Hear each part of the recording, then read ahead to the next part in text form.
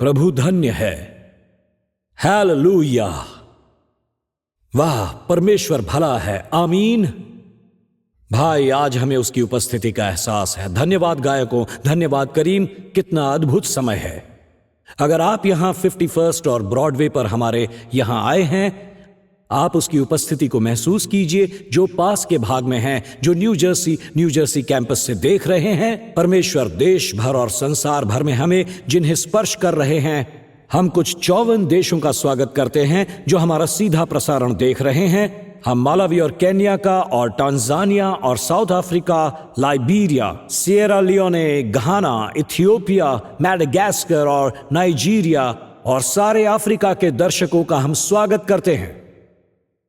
और परमेश्वर आपको आशीष दे। हम एशिया वालों का स्वागत करते हैं, जापान और मलेशिया। हम हांगकांग, फिलीपींस, चाइना, इंडोनेशिया और सिंगापुर का स्वागत करते हैं। और हम भारत और बांग्लादेश का स्वागत करते हैं। हम ऑस्ट्रेलिया को हेलो कहेंगे और अब रशिया और यूक्रेन के साथ जुड़ रहे हैं।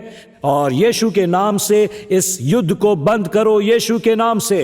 हम Turkey, Poland, Ireland, Scotland, UK, Wales, Romania, Norway, Germany, Sweden का स्वागत करते हैं। हम स्वागत करते हैं Cyprus, Netherlands, Finland, Norway, Hungary, Bulgaria, Greece, Denmark, Malta और इटली का स्वागत करते हैं। फ्रांस। यहां मेरे लोगों के लिए कोई जय जयकार नहीं करता। मैं आपको एक मौका दूंगा अपने लोगों के लिए जयकारा करने का। मैं इसे फिर से पढ़ूंगा। अब हम दूसरी स्लाइड देखेंगे क्योंकि मैं उन्हें एक और मौका दूंगा। आपने ग्रीस, डेनमार्क, माल्टा, फ्रांस और इटली का स्वागत किया। आप सभी इटालियंस का स्वागत है। मुझे इस तरह महसूस करवाने के लिए धन्यवाद। हमारे उत्तरी पड़ोसी कनाडा का स्वागत करते हैं।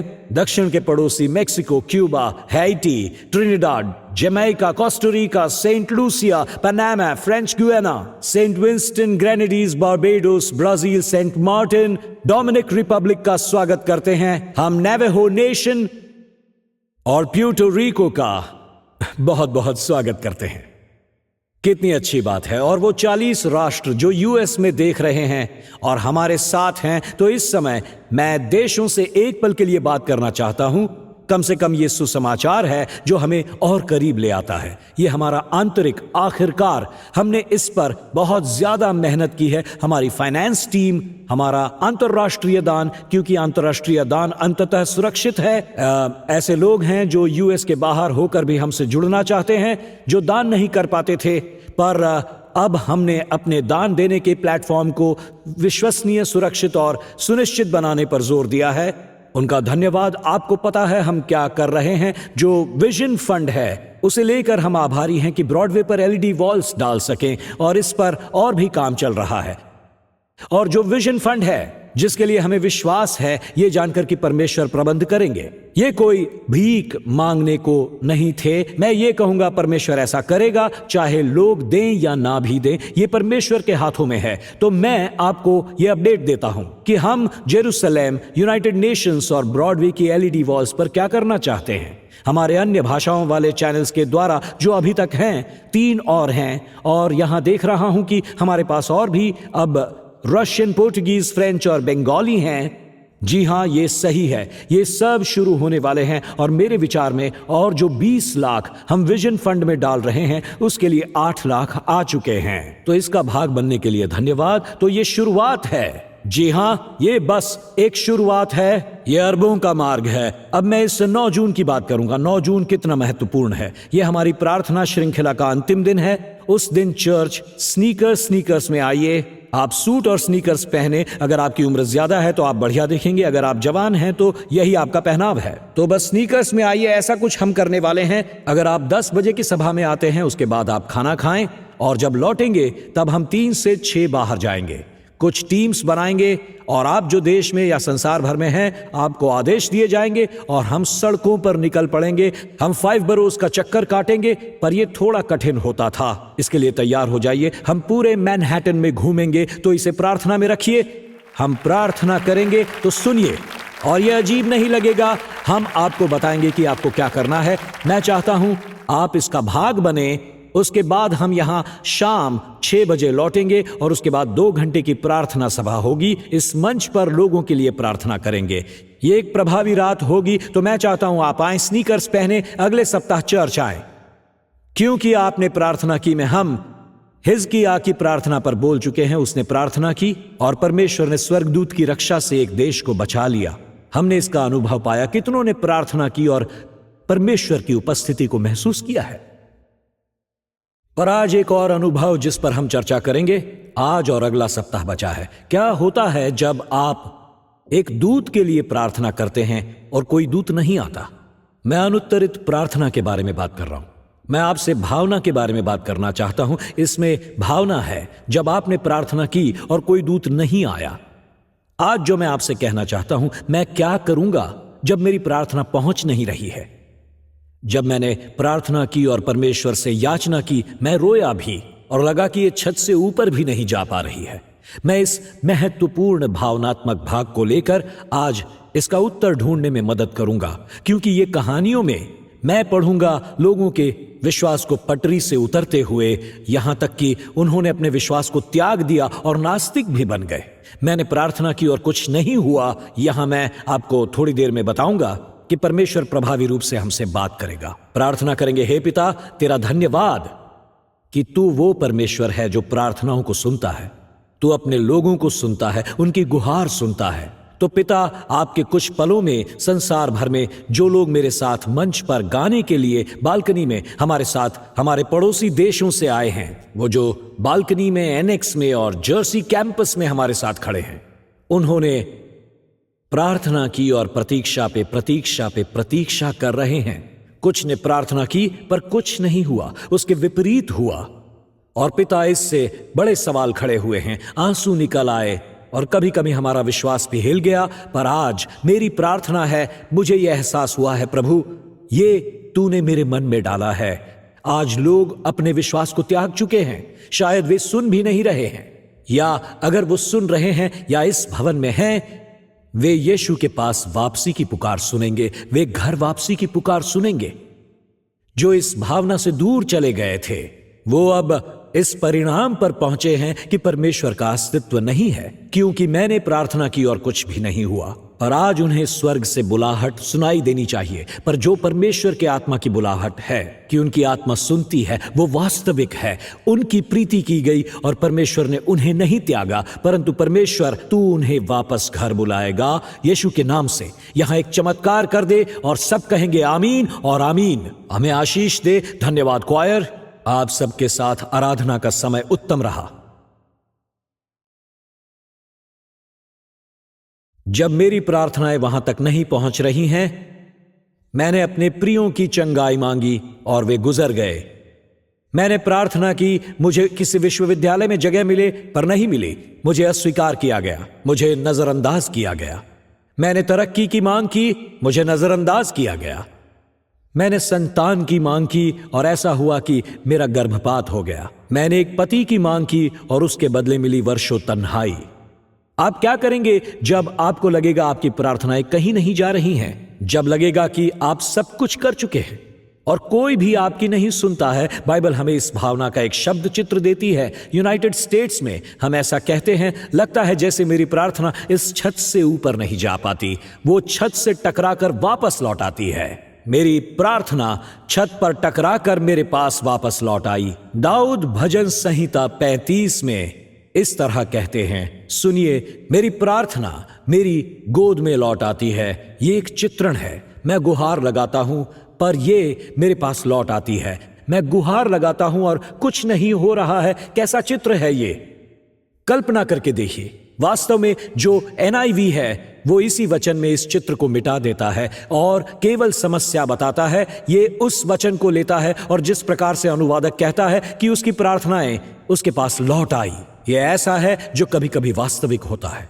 आज मैं एक अलग दिशा की तैयारी कर रहा था और शुक्रवार शाम और शनिवार को ये वचन मेरे मन में आए और मुझे लगा हमें इस पर चर्चा करनी चाहिए। हमने काफी चर्चा की कि परमेश्वर आता है, मध्यस्थता करके अद्भुत काम करता है, पर ऐसे कुछ ऐसे भी पल आते हैं जब हमारी प्रार्थना हमारी गोद में लौट आती है, जो छत से टकराती है और हमारे पास कोई दूत नहीं होता जिसकी हमें जरूरत है, और लोग चोट खाते हैं, वो गुस्सा हो जाते हैं। हमने बात करना छोड़ दी।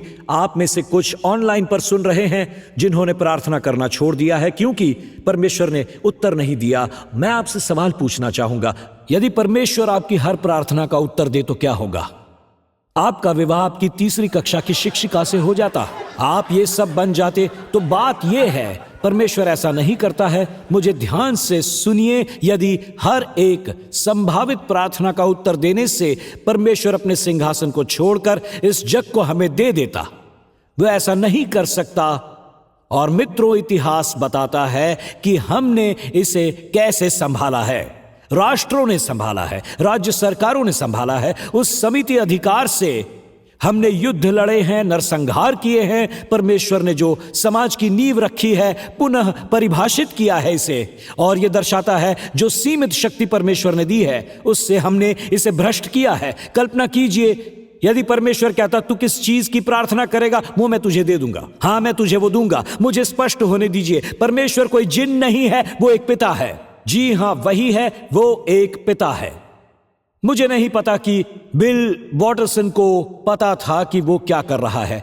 मैं ऐसा हमेशा नहीं कर सकता, पर मेरे सामने ये आया, मैं सोचने लगा ये बड़ा गहरा है। बिल वॉटरसन कॉमिक स्क्रिप्ट कैल्विन और हॉब्स का निर्माता था, अगर आप जानते हैं।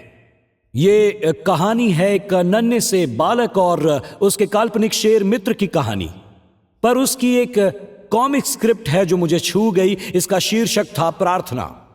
उसमें प्रार्थना ही विषय था, और इस कॉमिक स्क्रिप्ट में समय है नवंबर का, और एक नन्हा बालक पहली बर्फबारी के लिए अपने स्लेज के साथ इंतजार करता है। वो करता रहता है, पर वहां सूखी घास है, बर्फ नहीं होती है। बालक कहता है अगर मेरा अधिकार होता तब अक्टूबर से मई तक सूखी घास कभी नहीं होती। और ऊपर देखकर वो कहता है 3, 2, 1 बर्फ, कुछ नहीं होता। फिर वो स्वर्ग की ओर चिल्लाता है और कहता है मैंने कहा बर्फ गिरने लग जा। और परमेश्वर की असफलता से निराश होकर वो कहता है ठीक है बर्फबारी ना हो, मुझे क्या इससे, मुझे ये मौसम पसंद है, ऐसा हमेशा ही रहे। पर यकायक अगले फ्रेम में अपनी अवज्ञा में इस बालक को हम उसके घुटने पर देखते हैं, कृपया कृपया करके बर्फ गिरने दें, मैं इंतजार में हूं, मुझे 8 इंच और 6 इंच बर्फ चाहिए, ओले बरसा दो। और अंत में ये गहरा है, वो नन्हा बालक थक गया है, उसमें बल नहीं बचा, उसकी प्रार्थना अनुत्तरित है और बर्फ नहीं हो रही।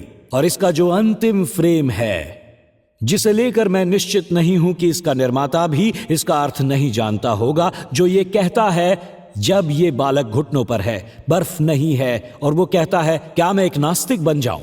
इस पर थोड़ा विचार कीजिए, क्योंकि जो एक कॉमिक स्क्रिप्ट जान पड़ती है वो बालक की चेतावनी न केवल असली है, पर ऐसा होता भी है। ये बहुत से लोगों के साथ होता है, महान लोगों के साथ होता है, प्रार्थना करने वालों के साथ, ये विश्वासियों के साथ होता है कि आप किसी चीज के लिए प्रार्थना करते हैं जो शायद ये बर्फ जैसी मामूली चीज हो या बल्कि चंगाई हो।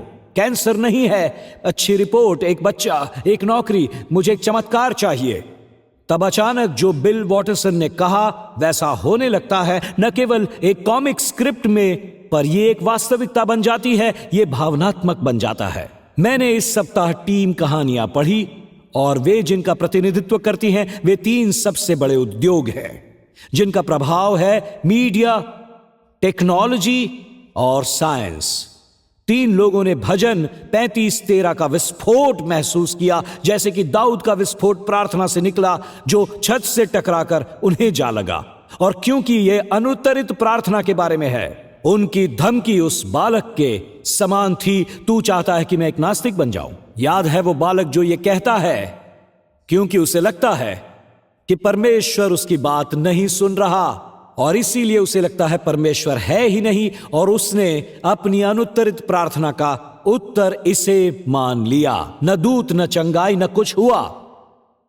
उसने 2 बार पूरी बाइबल को पढ़ा, 1 घंटा प्रतिदिन एक बहन की चंगाई के लिए प्रार्थना की, और वो एक मिशनरी बनना चाहता था। और उसने अपने शब्दों में कहा मेरा नए सिरे से जन्म हुआ है, ये उसके शब्द हैं। और बिली ग्रेहम के एक क्रूसेड में उद्धार की प्रार्थना में ये हुआ, मुझे लगा मैं मिशन पर जाऊं।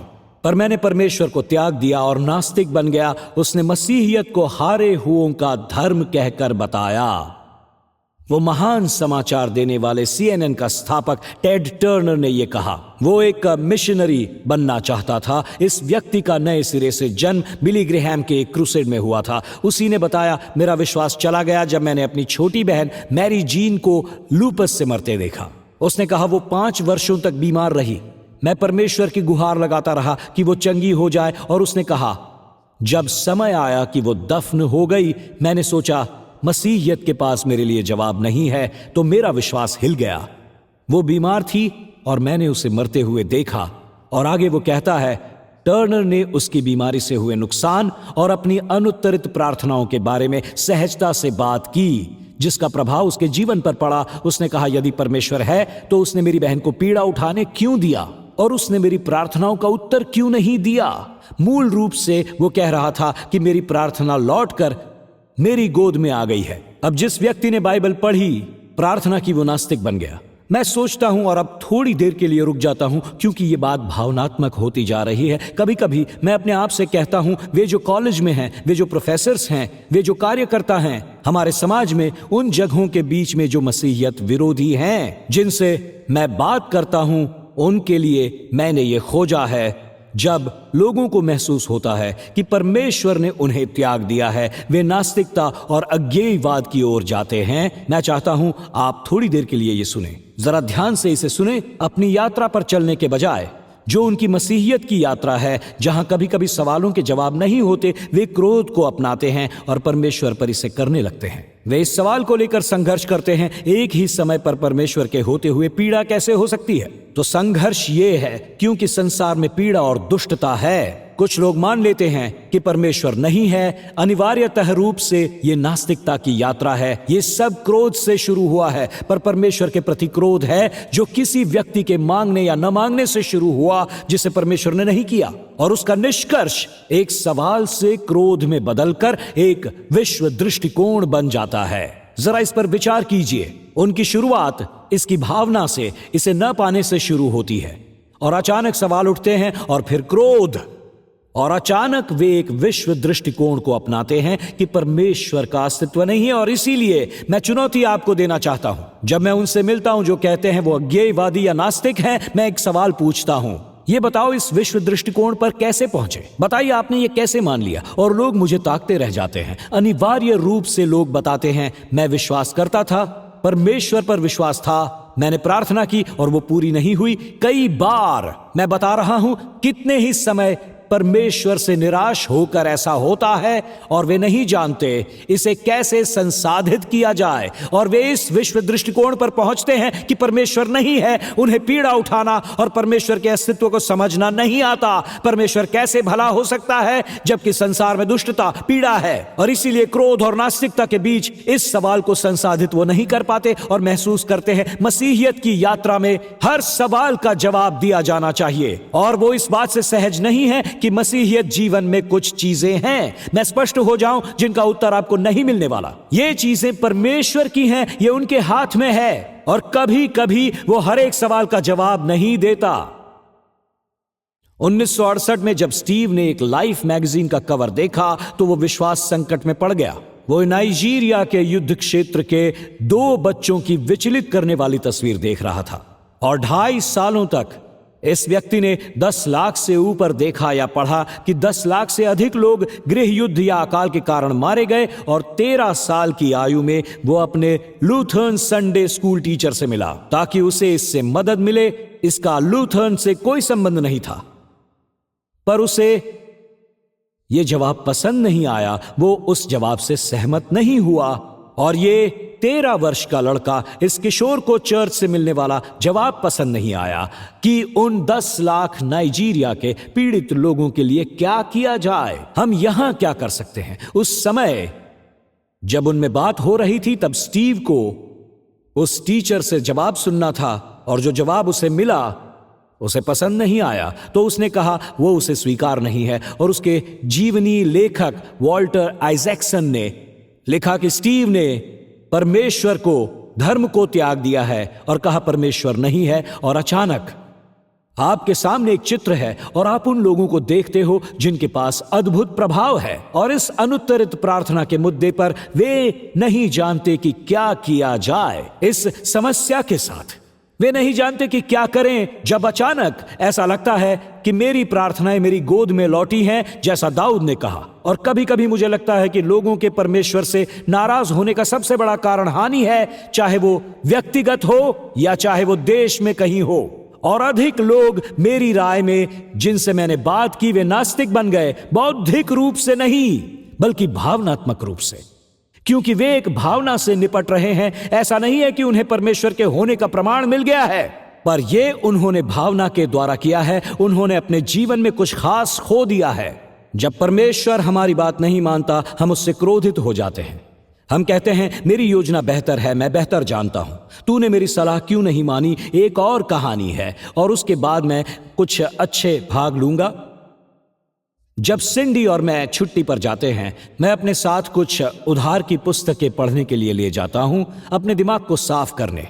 मैं एक जीवनी ले गया, किसी एक की ऐतिहासिक पुस्तक जिसे मैंने कभी नहीं पढ़ा था, एक छोटी सी पुस्तक जिसे मैं छुट्टियों में पढ़ना पसंद करता हूं। ये मेरे पसंदीदा इतिहासकार पॉल जॉनसन ने लिखी है और एक ऐसे व्यक्ति की किताब है जिसके जीवन ने आपको, आपके बच्चों को, आपके पोते पोती को बहुत प्रभावित किया है। जी हां, आपके बच्चों को, पोते पोतियों को, आपके दादा दादियों को, यानी आपसे पहले की और बाद की पीढ़ियों को। इस पुस्तक का नाम है पोर्ट्रेट ऑफ अ जीनियस, जो चार्ल्स डार्विन के बारे में है, जिसने ओरिजिन ऑफ स्पीशीज लिखी है। ऐसी पुस्तक जो स्कूलों में पढ़ाई जाने लगी, जिससे सृष्टि को टालकर और सब कुछ विकास की ओर चला जाएगा। हम सब इससे प्रभावित हुए हैं, पर हम जो जानते हैं वो ये है, डार्विन कैम्ब्रिज में मिनिस्ट्री की पढ़ाई कर रहा था और हम भी इसी की तैयारी कर रहे हैं।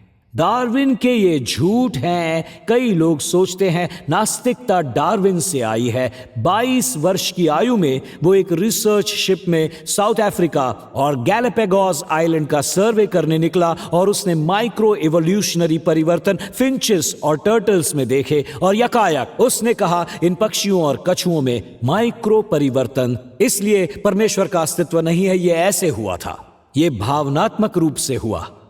उसकी 10 वर्ष की बेटी एनी मर रही थी और वो उसकी चंगाई के लिए प्रार्थना कर रहा था। उसकी प्रार्थना थी, मैंने उन चिट्ठियों को पढ़ा जो वो अपनी पत्नी एमा को लिखता था। वास्तव में एक चिट्ठी में ये लिखा है, वो परमेश्वर की सामर्थ्य की बात 14 बार अपनी चिट्ठियों में करता है और उसे पता चलता है उसकी नन्ही सी बेटी एनी 10 की आयु में मर गई। तो लेखक ये कहता है ये चोट उसके पूरे जीवन की सबसे बड़ी यातना थी। वो इतनी बुरी थी कि वो उसकी मैयत में भी नहीं गया। और वो लिखता है, डार्विन को इसमें निर्दयता लगी कि उसने ईश्वर में विश्वास का अंतिम अवशेष भी उड़ा दिया और तब से उसने अपना काम जारी रखा, ये मानकर कि ईश्वर का अस्तित्व नहीं है। और पॉल जॉनसन ने यह कहा, उसने परमेश्वर को कभी क्षमा नहीं किया। मित्रों सोचिए, क्या आपको नहीं लगता कि इसमें कुछ रणनीतिक बात है कि अचानक से आप मीडिया में टेड टर्नर को देखते हैं जो अपने उद्योग में प्रथम अन्वेषक हैं। टेड टर्नर मीडिया में, कंप्यूटर्स और टेक्नोलॉजी में स्टीव जॉब्स हैं, विज्ञान में चार्ल्स डार्विन हैं, साइंस में। क्या आपको नहीं लगता शैतान उनके पीछे पड़ा है? शैतान उनके साथ खेल रहा था। और मित्रों, मैं स्पष्ट कहूंगा, बिल्कुल ऐसा उन लोगों के साथ होता है जो यहां बैठे होते हैं जब प्रार्थना का उत्तर नहीं आता। मैंने परमेश्वर की याचना की पर वो पूरी नहीं हुई। मैंने परमेश्वर से बात की पर मेरे पास जवाब नहीं मिला। और ऐसा है कि हम भूल गए हैं कि सबसे कमजोर बिंदु है, क्योंकि तब शत्रु अंदर आ जाता है। इसी समय जी.के. चेस्टरसन ने कहा, यह माना जाता है कि जब लोग ईश्वर में विश्वास करना छोड़ देते हैं तो उन्हें किसी में भी विश्वास नहीं रहता। वो कहता है यह और भी बुरा हो जाता है। और यही तो खतरा है। हम चुनाव करते हैं कुछ खोजने के लिए और हम नहीं जानते कि क्या करना है। अब एक एक पल के लिए मैं व्यक्तिगत बनना चाहता हूं। मैंने परमेश्वर से प्रार्थना की जब मेरे पिता को कोलोन कैंसर हुआ था। सिंडी गर्भवती थी। मैंने परमेश्वर से प्रार्थना की, हे परमेश्वर सुन ले मेरे माता पिता, विशेषकर मेरे पिता, न्यूयॉर्क के पुलिस कर्मचारी, इटली से आए एक अप्रवासी का बेटा। मेरा मतलब मेरे पिता सच्चे थे, वो बिल्कुल बड़े विश्वासी थे और कभी उन्होंने जिंदगी में गलत नहीं बोला, ना गलत किया। कभी कभी मुझे फोन पर वो कहते, जब मैं 20 का था, क्या तुम्हें अब भी विवाह करना है? हाँ, मुझे विवाह करना है, मैं चाहता हूं, सच में। ठीक है, मैं पूछ रहा था। उसके बाद वो फोन रख देते तो वो घबरा जाते क्योंकि उन्हें पोता पोती चाहिए थे। तो जब सिंडी और मेरा विवाह हुआ, वो बहुत खुश थे। उन्होंने ये तक कहा, पता नहीं मैं कहानी आगे क्यों सुना रहा हूं, उन्होंने ये कहा, तब रिसेप्शन पूरा हुआ था, सिंडी और मैं हनीमून पर जाने की तैयारी कर रहे थे, तब वो बोले, वो मुझे टिमी कहते थे, टिमी, पूरा परिवार यहां है, क्यों ना हम जश्न मनाएं और आज रात स्पेगेटी खाएं, सब मिलजुल कर। मैंने कहा, मेरा अभी अभी विवाह हुआ है, मैं आप सबके साथ स्पेगेटी नहीं खाऊंगा। और मैंने पूछा, आपके कहने का अर्थ क्या है? वो इतने खुश थे। तो ये डीएनए यहां से आता है। आप में से कुछ सोचते होंगे, ओह, अब समझ में आ रहा है।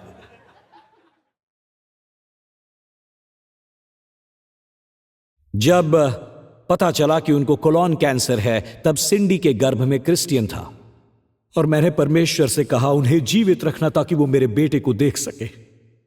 मेरे बेटे को देखने के लिए उन्हें जीवित रखना। मैंने कहा, इस व्यक्ति ने मेरे विवाह होने का इंतजार किया। मैंने 33 में किया था। इस आयु में यीशु मर गए थे।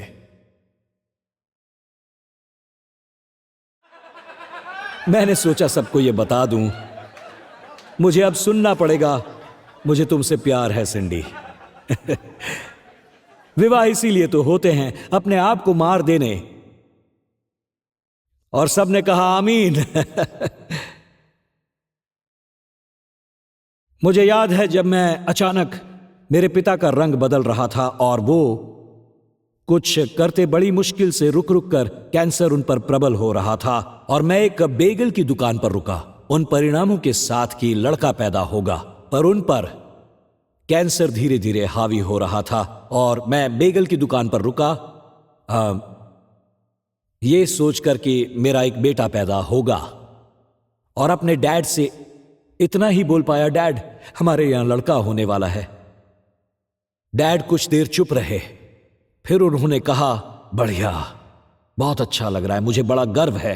और उसके बाद मैं वहां गया, उन्हें हॉस्पिटल में रखा गया था। मैंने परमेश्वर से कहा, हे परमेश्वर, उन्हें जीवित रखना प्लीज, ताकि वो मेरे बेटे को देख सके। लेकिन मित्रों, वो मर गए और मैं इसी स्थिति में था। क्या मुझे क्रोध था? नहीं। क्या मेरे पास सवाल थे? हां। और तब मुझे पता चला कि मुझे भी उसी यात्रा पर चलना है जैसे आप में से कुछ हैं। आपको एक यात्रा पर यह कहकर रहना है, मैंने ये प्रार्थना की पर वो हुआ नहीं।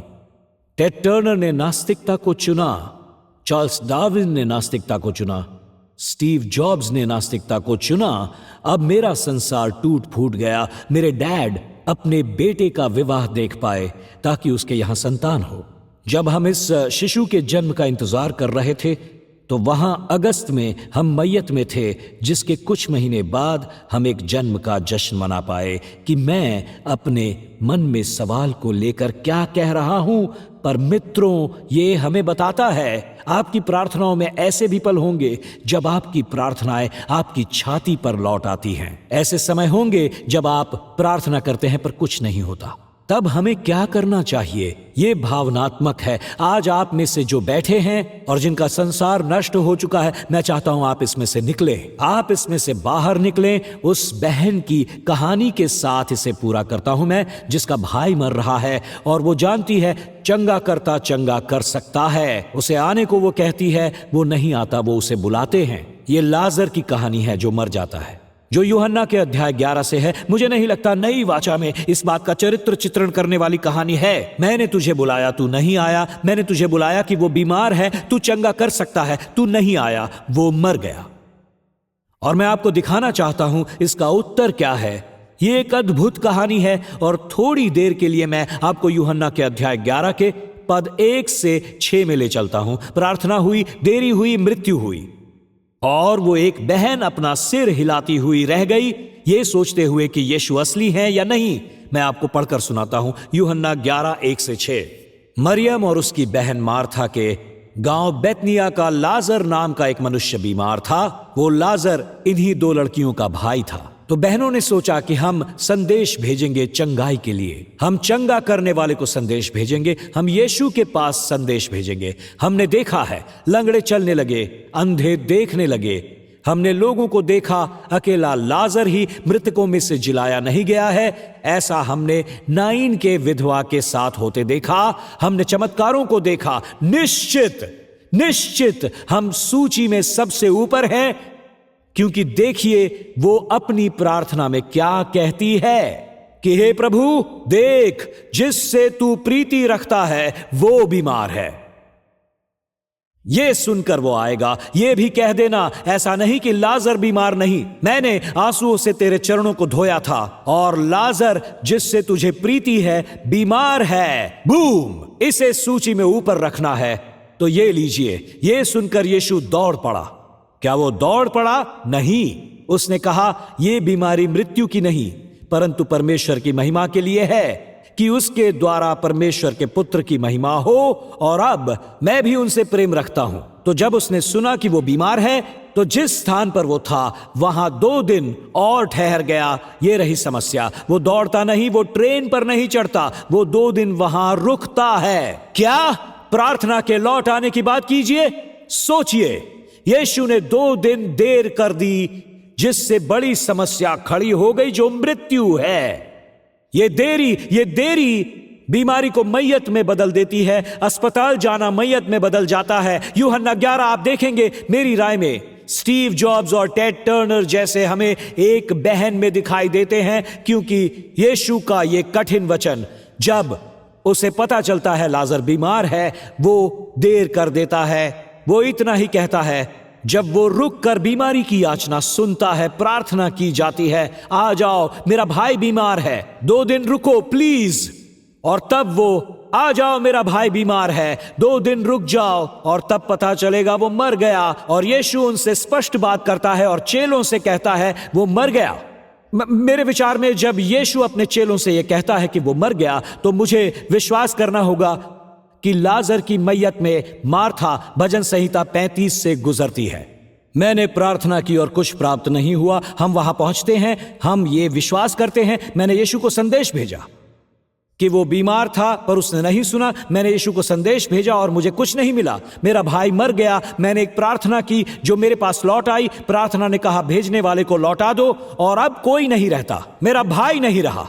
मुझे समय पर पता चला और कहा मेरे डैड को कोलोन कैंसर है, मुझे मैयत में नहीं जाना है। मुझे मेरे बेटे के जन्म की खुशी मेरे बाप की मैयत के साथ मनानी पड़ी। जरा देखिए इसे। हम एक बार और गहरी डुबकी मारते हैं, उसके बाद मैं आशा करता हूं।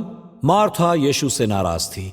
उसे यीशु के सवाल और जवाब अच्छे नहीं लगे। तो देखिए यूहन्ना 11:21, मार्था ने यीशु से कहा, हे प्रभु, यदि तू यहां होता तो मेरा भाई कदापि न मरता।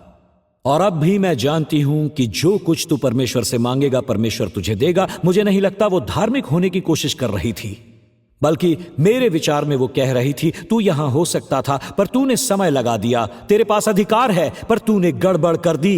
यीशु ने उससे कहा, तेरा भाई जी उठेगा। मार्था ने उससे कहा, मैं जानती हूं कि अंतिम दिन में पुनरुत्थान के समय वो जी उठेगा। और यीशु बात नहीं कर रहा। यीशु ने उससे कहा, पुनरुत्थान और जीवन मैं ही हूं। जो कोई मुझ पर विश्वास करता है वो यदि मर भी जाए तो भी जिएगा, और जो कोई जीवता है मुझ पर विश्वास करता है वो अनंत काल तक न मरेगा। क्या तू इस बात पर विश्वास नहीं करती? उसने उससे कहा, हाँ हे प्रभु, मैं विश्वास कर चुकी हूं कि परमेश्वर का पुत्र मसीह जो जगत में आने वाला था वो तू ही है। वो इस सवाल पर बात भी नहीं कर रहा है। पर अब पद 28 को देखिए, जहां उसने वो शब्द कहे हैं, ये टेड टर्नर का समय है। क्या आप नहीं देख पा रहे यहां क्या हो रहा है? वो उससे बात कर रहा था। वो सोचने लगी, अब मैं उसकी ओर देख भी नहीं सकती, उससे बात भी नहीं कर सकती। यीशु वहां मरियम के लिए नहीं आया। यीशु ने मार्था से पुनरुत्थान की बात की, और यह समय था जब वो, मैं तुझसे बात भी नहीं कर सकती, मैं तुझसे बात भी नहीं कर सकती, मरियम तू आ, तू उससे बात कर।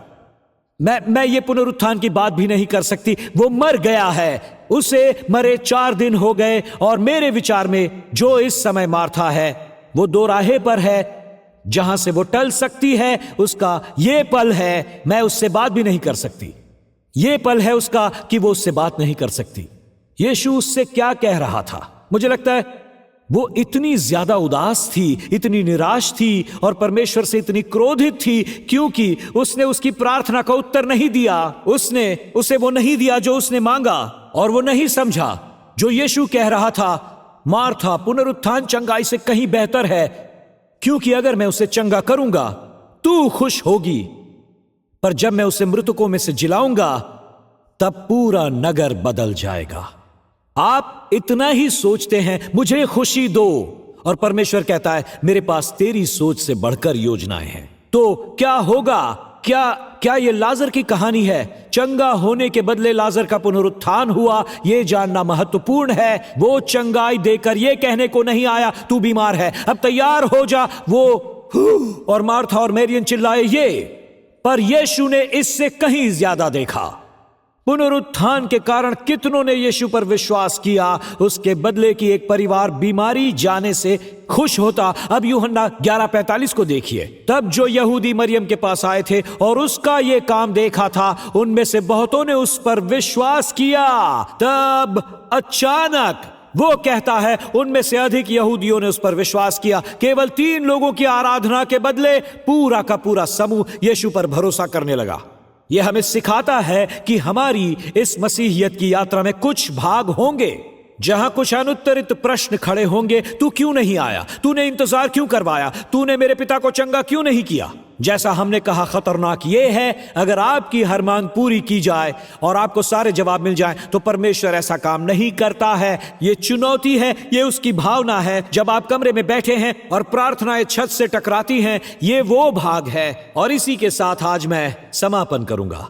मैं क्या करूं जब मैंने परमेश्वर से कोई प्रार्थना की और वहां कोई दूत, कोई चंगाई, कोई उन्नति नहीं हुई उत्तर में, और फोन तैयार था और हम उस पल का इंतजार कर रहे थे जब विश्वविद्यालय को यह बताना था आपको जगह मिल गई और इसे हम वीडियो और इंस्टाग्राम पर डालेंगे, और हम सब बैठे थे जवाब के इंतजार में। इसके बदले कि आप इंस्टाग्राम पर जाकर यह कहें वो कुछ भी नहीं। आपने पूरी तैयारी की थी, आपकी सारी योजना, सब कुछ असफल हो गया, छत से टकराकर लौट आया। आप क्या करेंगे जब आपकी प्रार्थना छत से टकराती है? तो ये सुनिए, परमेश्वर ने 3 चीजों में मेरी मदद की ताकि मैं अपनी निराशाओं को पार कर पाऊं। जब प्रार्थनाएं मेरी गोद में लौट आती हैं, यह भावनात्मक है क्योंकि यह उनके बारे में है जिनके बारे में मैंने पढ़ा है। यह मेरे जीवन में हुआ, यह आपके जीवन में होगा। जब आपने हिजकिय्याह की प्रार्थना की और कोई दूत प्रकट नहीं हुआ, तब आप क्या करेंगे? तो सुनिए, मैं आपको बताता हूं क्या करना है ऐसे में। 3 विचार सुनिए। पहला, क्योंकि वो ऊंचा है इसलिए वो दूर तक देख सकता है। हम अपने परिवार, अपनी दुनिया के स्तर पर देखते हैं। अब यशाया 55:8-9 को सुनिए। क्योंकि यहोवा कहता है, मेरे विचार और तुम्हारे विचार एक समान नहीं है, न तुम्हारी गति और मेरी गति एक सी है। क्योंकि मेरी और तुम्हारी गति में और मेरे और तुम्हारी सोच विचारों में आकाश और पृथ्वी का अंतर है। आप जितने ऊपर होंगे, इसे हमेशा याद रखना, आप जितने ऊपर होंगे उतनी दूर तक आप देख पाओगे। और मित्रों, वो ऊंचा है और वो आदि से अंत तक देख सकता है। और जब आप इसे नहीं समझ पाते, परमेश्वर कहता है तू इसलिए महीन समझ सकता है क्योंकि मैं बहुत दूर तक देख सकता हूं। और वो यही करता है, वो परिप्रेक्ष्य का मुद्दा है। और हम ऐसे ही बड़े हुए हैं, मेरा मतलब ऐसे ही बड़े होते हैं। जब ट्रैफिक का ब्यौरा लेने हेलीकॉप्टर आता है और आप हेलीकॉप्टर में बैठने वाले को सुनते हैं, हाईवे पर ये चल रहा है, वो चल रहा है। आप नगर के बीच में, ट्रैफिक के बीच में चलकर ये ब्यौरा नहीं दे पाते। आप दुर्घटनाओं को देख सकते हैं, आप देख सकते हैं रुकावटों को, वहां से आप ट्रैफिक को देख सकते हैं कि वहां क्या चल रहा है। और हम उस परमेश्वर की सेवा करते हैं जो ऊंचे स्थान पर विराजमान है, वो सिंहासन पर है और वो देखता है। और हमें यह समझना चाहिए। किसी ने मुझसे पूछा, परमेश्वर कहां था? मैंने एक जवान बाप से बात की, परमेश्वर कहां था? किसी ने मुझसे कुछ वर्ष पहले पूछा था, परमेश्वर कहां था जब उसके बच्चे की दुखद मृत्यु हो गई? मैंने कहा, असंवेदनशीलता से नहीं, पर मैं उसे बताना चाहता था कि आपने मुझसे पूछा है ना, परमेश्वर कहां था जब आपका बच्चा मरा? मैंने कहा, वो उसी जगह पर था जहां आपका बच्चा मरा था। अपने सिंहासन में बैठा, वो वहां से देख रहा था। ये मत सोचना वो वहां नहीं था, वो वहीं था उसके बच्चे को मरता हुआ देखने। क्यों? वो देख सकता है जो हम नहीं देख सकते, वो जानता है जो हम नहीं जानते। वो ऊंचे स्थान पर विराजमान है और उस पर भरोसा रखो, क्योंकि वो सब कुछ देखता है। नंबर 2, क्योंकि वो भला है, वो वही करता है जो भला है। भजन संहिता पद 68 ये कहता है, तू भला है और भला करता भी है। तू यही है तो तू ये करता है। जब हमें उसे परिभाषित करते हैं जो हमारे साथ हुआ है, हम अपने संसार से केवल अच्छा ही देखते हैं, हमारे परिप्रेक्ष्य से। जबकि परमेश्वर, जो कि मरियम और मार्था के लिए भला था, हमारे भाई को चंगा करना परमेश्वर के लिए भला था, तुम्हारे भाई का पुनरुत्थान करना। तो उनके संसार में प्रार्थना का उत्तर नहीं आया। उनके संसार में मरियम और मार्था परमेश्वर से निराश थे। उनके संसार में मैं बुलाया तू नहीं आया, पर यह नहीं समझा उन्होंने कि केवल उसकी गति ही नहीं, उसका पद भी ऊंचा है और वो भला है और वो केवल भलाई ही करेगा, क्योंकि वो एक अलग परिप्रेक्ष्य से देखता है। मंगलवार की शाम को मैंने एमी कारमाइकल के बारे में बात की। यौन तस्करी के विरुद्ध लड़ना उसने शुरू किया था और ऐसा उसने भारत में किया। एमी कारमाइकल ने लिखा है, जब मैं बड़ी हो रही थी तब मेरा परमेश्वर से संबंध बन गया। वो लिखती है, वो प्रार्थना जिसका उत्तर परमेश्वर नहीं देता, और उसने अपनी जीवनी में ये लिखा है, मैंने प्रार्थना की कि परमेश्वर मेरी आंखों का रंग बदल दे। मुझे अपनी आंखें पसंद नहीं थी, मैं चाहती थी मेरी आंखें नीली बन जाएं। और उसने बताया परमेश्वर ने उस प्रार्थना का उत्तर नहीं दिया, उसने मुझे वो बदसूरत भूरी आंखें दी। और बाद में वो कहती है, जब मैं अगले 50 वर्षों तक भारत में रही एक वरिष्ठ एमी बनकर, मैं परमेश्वर को धन्यवाद कहती रही। उसने मेरी प्रार्थना का उत्तर नहीं दिया, क्योंकि मैं समझ गई मैं अपनी त्वचा और बालों के रंग से घुल मिल गई। अगर मेरी आंखें नीली होती वो मुझे विदेशी मानते। और किसने सोचा था कि वहां उन नन्ही लड़कियों को यौन तस्करी के जाल से बचाने के लिए उसकी आंखें काम आएंगी? ये किसने सोचा था? परमेश्वर ने। तुमने मेरी प्रार्थना का जवाब नहीं दिया, क्योंकि परमेश्वर ने उस स्थिति में एमी से आगे देखा जैसा वो देख सकता है। वो भला है, केवल भलाई ही करता है वो। और यहां हम समापन करेंगे। मेरे लिए ये थोड़ा सा भावनात्मक है। वो भला है और केवल भलाई कर सकता है, क्योंकि वो ऊंचाई पर है, इसलिए देख सकता है। आपको तीसरी बात बता दूं, ये अंतिम चीज है, क्योंकि वो परिपूर्ण है। जरूरी नहीं कि आपको सारे उत्तर मिल जाएं, वो परिपूर्ण है। पता है, एक गीत है जो मैं यहां पहले भी गा चुका हूं। ये वो गीत है बैरी, जिसे तुम जानते हो, भले पिता भले भले पिता। हम एक पुल पर चढ़ते हैं और वो इस प्रकार से है, अपनी हर एक गति में तू परिपूर्ण है, अपनी हर एक गति में तू परिपूर्ण है। ये केवल गीत नहीं है, ये वचन है। भजन संहिता 18:30 को सुनिए। ईश्वर का मार्ग सच्चाई, यहोवा का वचन ताया हुआ है, वो अपने सब शरणागतों की ढाल है। अब थोड़ी देर के लिए अपनी चाबी नीचे रख दीजिए, उस पर्ची को नीचे कर दीजिए जिसे आप अपनी कार के लिए उस व्यक्ति को देने वाले हैं। अपना फोन नीचे रख दीजिए, नजर उठाइए, बस सब कुछ नीचे रखकर इसे समझ लीजिए। मैं चाहता हूं ये आप सुनिए। मैं आपको वो बताऊंगा जो कल रात मेरे साथ हुआ, जिन लड़ाइयों का हमने सामना किया, क्योंकि वो टाइम स्क्वायर चर्च और मिनिस्ट्री है। और ये महसूस करना कि परमेश्वर मेरे लिए क्या बदल रहा है, जिसे आज आपसे साझा करना है। और ये जानना कि शत्रु इस संदेश का विरोध करेगा, क्योंकि मुझे मन में महसूस हुआ कि इसमें उन लोगों को मसीह में वापस लाने की क्षमता है। और ये कल मुझे महसूस हुआ कि तीसरी बार बाहर निकलकर मैं प्रार्थना करूं। मैं थका हुआ था, मुझे थकान महसूस हो रही थी। मुझे लगा कि पवित्र आत्मा ने कहा बाहर निकलकर प्रार्थना कर। मैंने सिंडी को देखते हुए कहा, मैं बाहर जाकर प्रार्थना करूंगा कि तू हर प्रकार से परिपूर्ण है, और इसलिए कि तेरे मार्ग परिपूर्ण हैं, मेरे पास सारे उत्तर नहीं हैं, तेरा मार्ग परिपूर्ण है। तो हर बार मैं यही करता हूं। जब भी मैं अपने अपार्टमेंट से पैदल निकलकर प्रार्थना करता हूं इस शहर के लिए, तो हर एक बार मैं दाहिने मुड़ता हूं, हर एक बार मैं दाहिने मुड़ता हूं, क्योंकि मैं उस क्षेत्र को जानता हूं। मुझे पता है मैं कहां जा रहा हूं। अधिक समय चर्च की ओर जाता हूं। तो कल रात जब मैं अपने घर से निकला, पवित्र आत्मा ने कहा बाएं मुड़।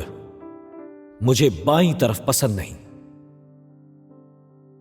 प्रार्थना, पवित्र स्थानों में एक लड़ाई थी। मैं आपकी कुर्सियों पर प्रार्थना कर रहा था, पता नहीं क्यों, शायद गुस्से में उन्हें आशीष दें, कॉयर को आशीष दें, इस तरह से सब कुछ लड़ाई थी। उसके बाद मैं चर्च लौटा और हर एक कोने पर प्रार्थना की, परमेश्वर दूतों को खड़ा कर इस भवन के कोने कोने पर यीशु के लहू को पुकारते हुए। मैं थका हुआ था, थोड़ा सा गुस्से में था। मैं सोच रहा था, परमेश्वर से इतना ही मांग रहा था, ये कहकर, प्रभु मुझे प्रार्थना की लड़ाई में बस थोड़ी राहत चाहिए, प्रार्थना की लड़ाई में।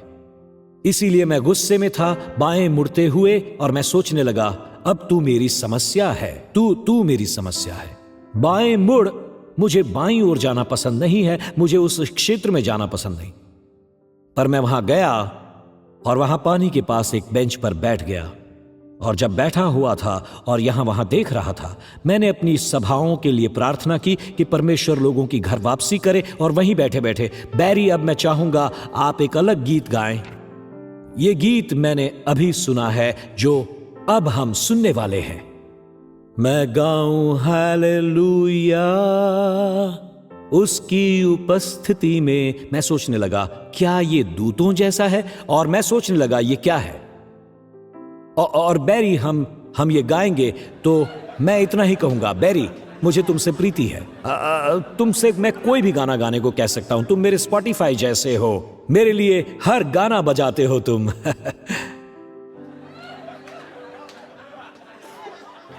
मैंने वहां देखा और उठकर मैं सोचने लगा, परमेश्वर ये आवाज कहां से आ रही है? क्योंकि मुझे प्रोत्साहन मिल रहा है, क्योंकि मैं सोचने लगा आपके शत्रुओं के बीच एक हालेलुया है। लोग आ जा रहे हैं, क्रोधित प्रार्थना करने वाले योद्धा आपके आसपास चल रहे हैं, और एक बंदा गा रहा है, मैं गाऊं हालेलुया।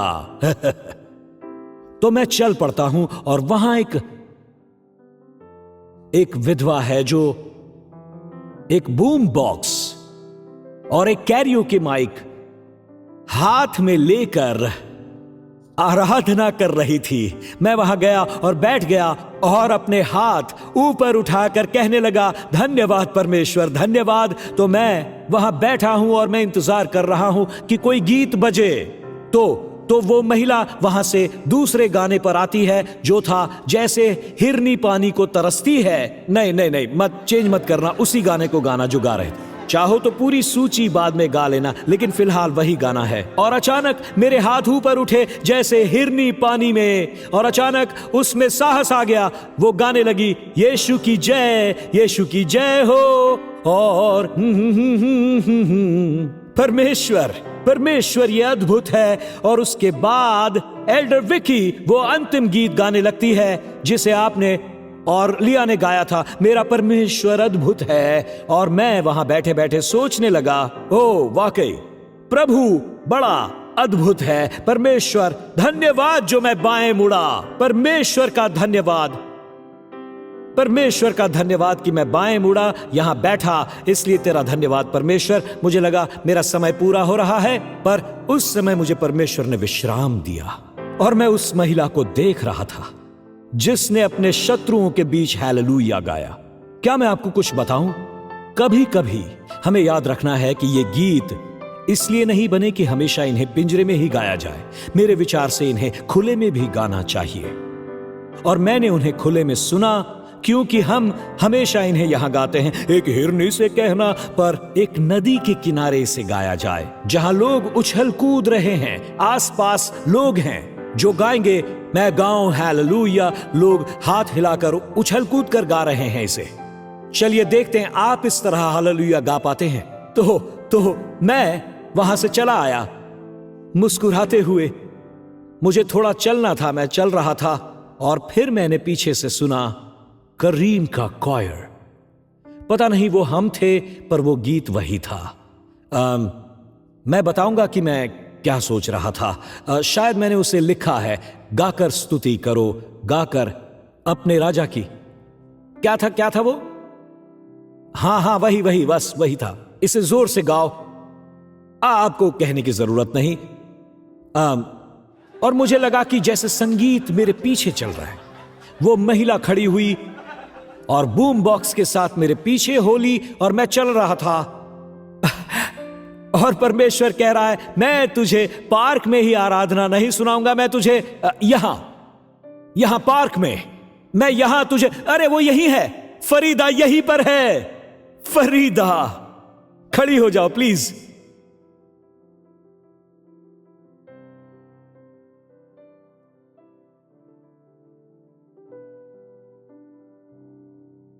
ये विधवा कभी नहीं जान सकेगी उस रात उसने मेरे लिए क्या किया। आपने एक क्रोधित प्रार्थना करने वाले योद्धा को देखा। बूम बॉक्स लेकर आप मेरे पीछे हो लिए। फिर वो मेरे पीछे चल पड़ी और अचानक मेरे पास आकर बोली, क्या आप वहां के पास्टर हैं? तो उस समय मैंने पूछा, आप कौन हैं? और उसने कहा, मैं फरीदा हूं। एक विधवा और एक पवित्र आत्मा ने मुझसे कहा है, वहां जाकर स्तुति करो, आराधना करो। और मैं चाहूंगा आप सब एक पल के लिए खड़े हो जाएं फरीदा के साथ। मैं राहत की मांग कर रहा था। मैं परमेश्वर से खुशी मांग रहा था। मैंने कहा, हे परमेश्वर, मुझ में तेरा आनंद भर दे, मेरे अंदर कुछ कर दे। और मैं इसी चीज का इंतजार कर रहा था। मैं इंतजार में था खुशी के बरसने का। मैं शांति के आने का इंतजार कर रहा था और मुझे वो मिल गया। बाएं मुड़। तो जाहिर है तू सुन नहीं रहा है। मैंने खुशी मांगी, मैंने शांति मांगी, और तूने कहा बाएं मुड़। तूने कहा बाएं मुड़। हां, तूने यही कहा। और मैं वहां गया। ये अनमोल स्त्री शायद वो कभी मंच पर नहीं गाएगी, शायद वो इस जगह आपके लिए कभी नहीं गाएगी, पर उस शनिवार की शाम स्वर्ग ने खड़े होकर तालियां बजाई होंगी जब वो मेरे लिए बेंच पर ईश्वरीय रूप से बैठाई गई थी।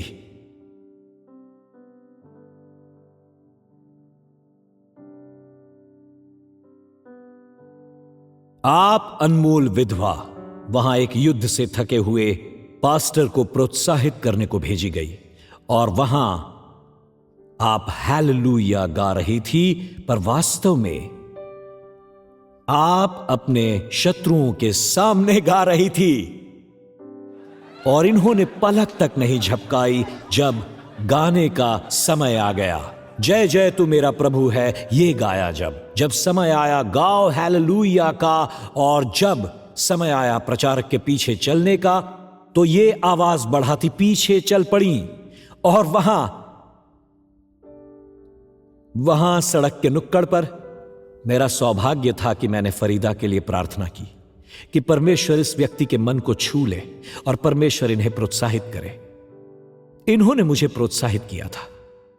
जो मुझे लगा कि वो छत से टकरा कर लौट रहा है, मुझे शांति चाहिए थी, मुझे खुशी चाहिए थी। परमेश्वर ने कहा बाएं मुड़। मैंने नहीं मांगा था ये, मैंने निर्देश नहीं मांगा था, मैंने खुशी मांगी थी। बाएं मुड़। उसने कहा वो जिससे तुझे प्रीति है वो मर गया। यीशु 2 और दिन इंतजार करता है क्योंकि मुझे चंगाई चाहिए, और वो कहता है नहीं नहीं नहीं, तुम्हारा पुनरुत्थान होने वाला है, मैं तुम्हारी स्थिति को बदल दूंगा।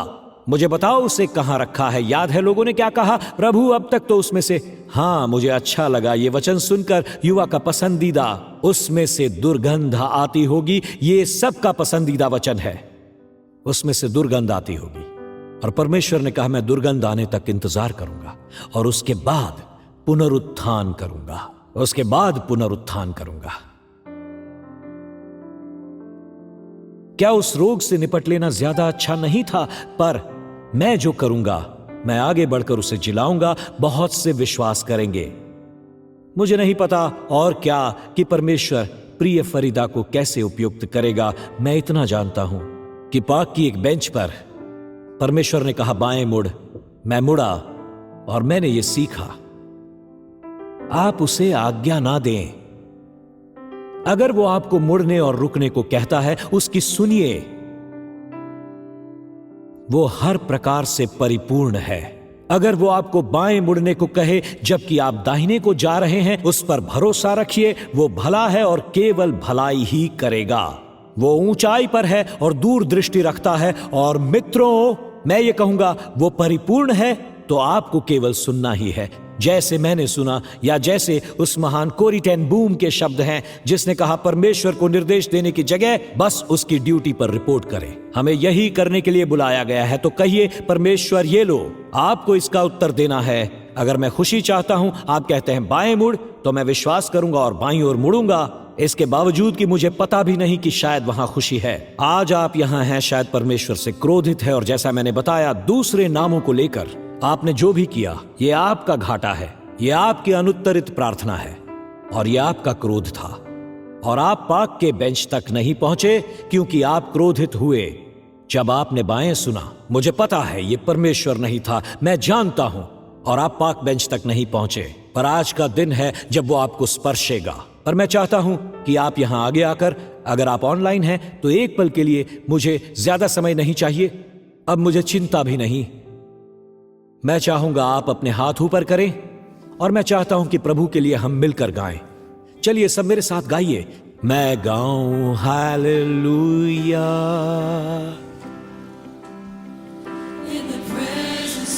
यही वो गीत है, यही गीत मैंने जो कल सुना था।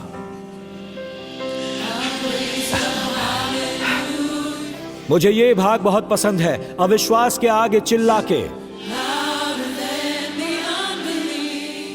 चलिए अब आगे हालेलुया कहिए, ये मेरा हथियार है।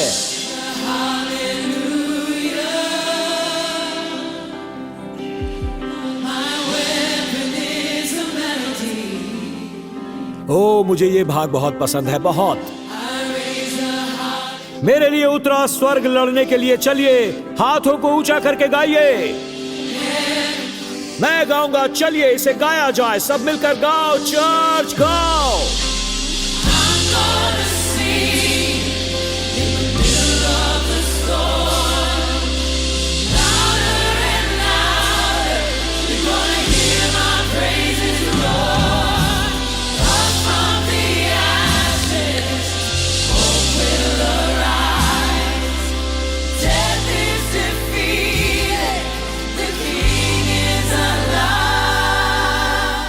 चलो सब कहो हालेलुया। आज इस जगह पर गाओ हालेलुया। हम गाते हैं हालेलुया, हे परमेश्वर, हम गाते हैं हालेलुया, हम गाते हैं हालेलुया परमेश्वर।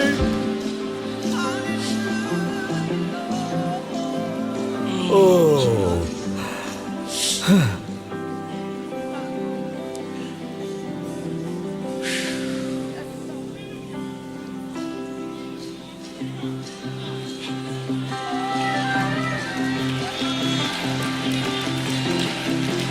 Hallelujah, hallelujah, hallelujah.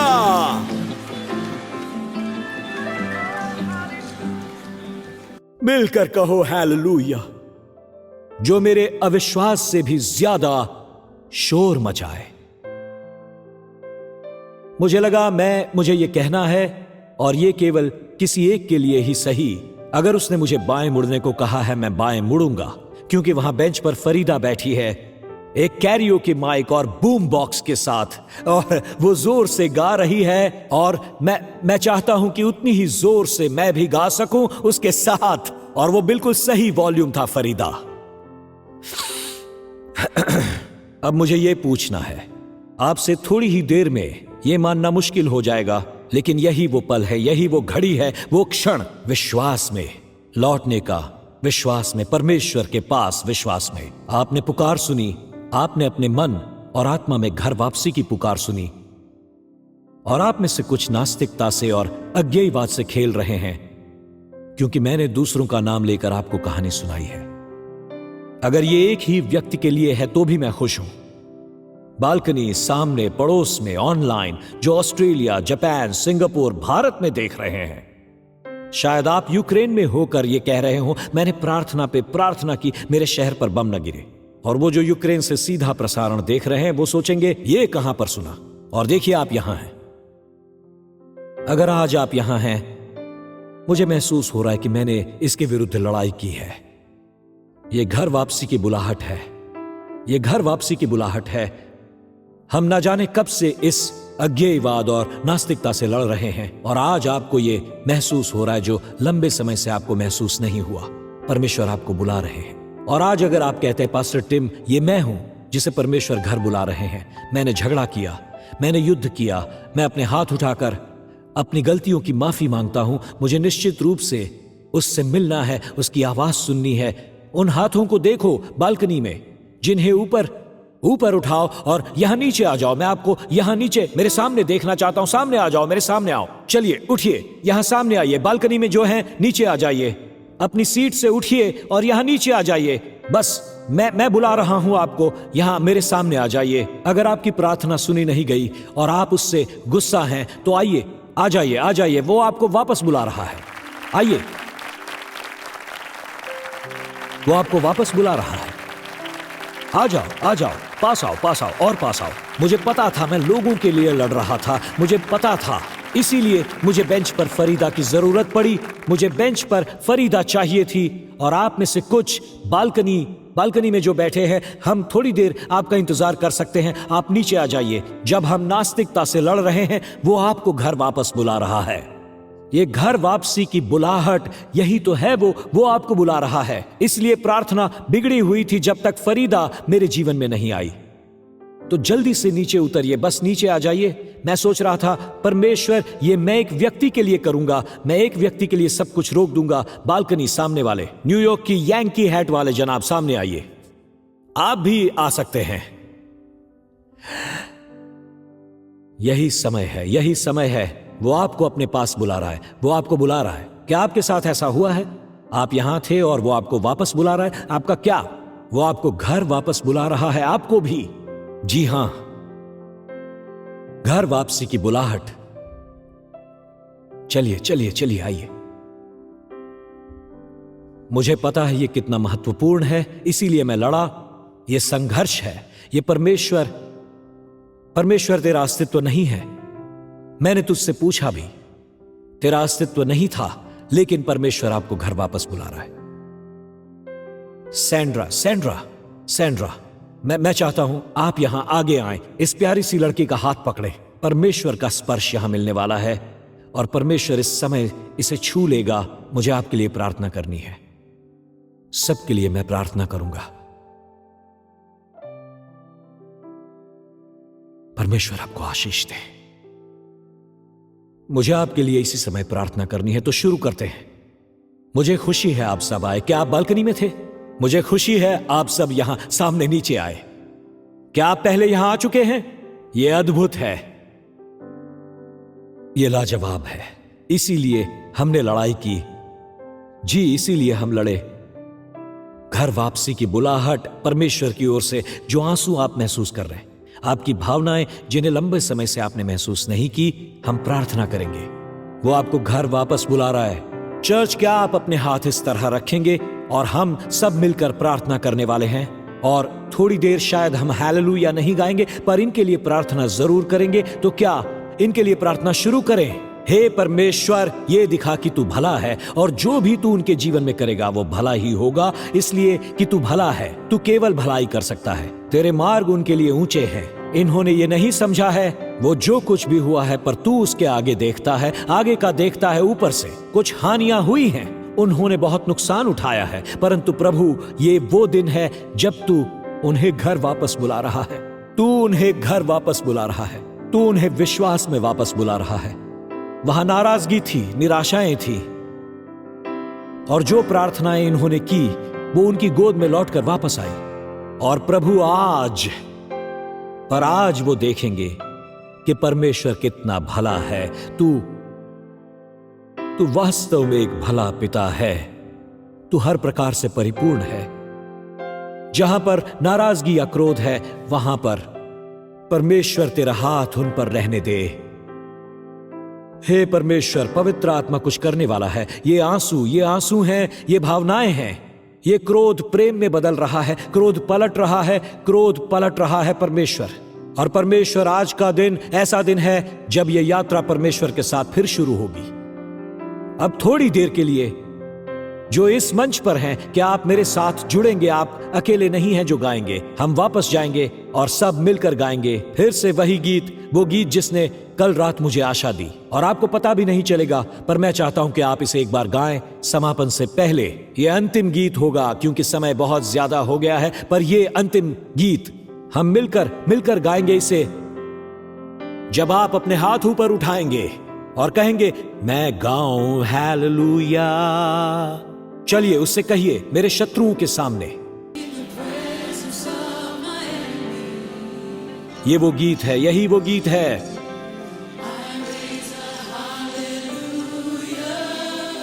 आगे भी है ये भाग, बहुत बढ़िया।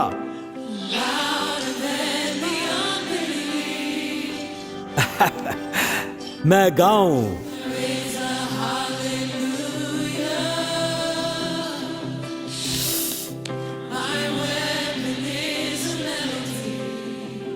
हालेलुया।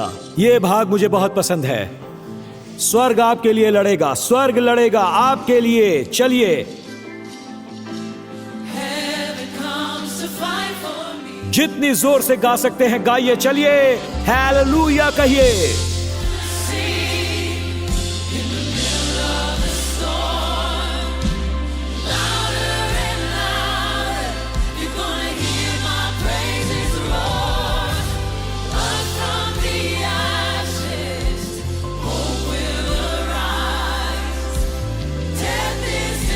कोरस गाओ इसे एक और बार।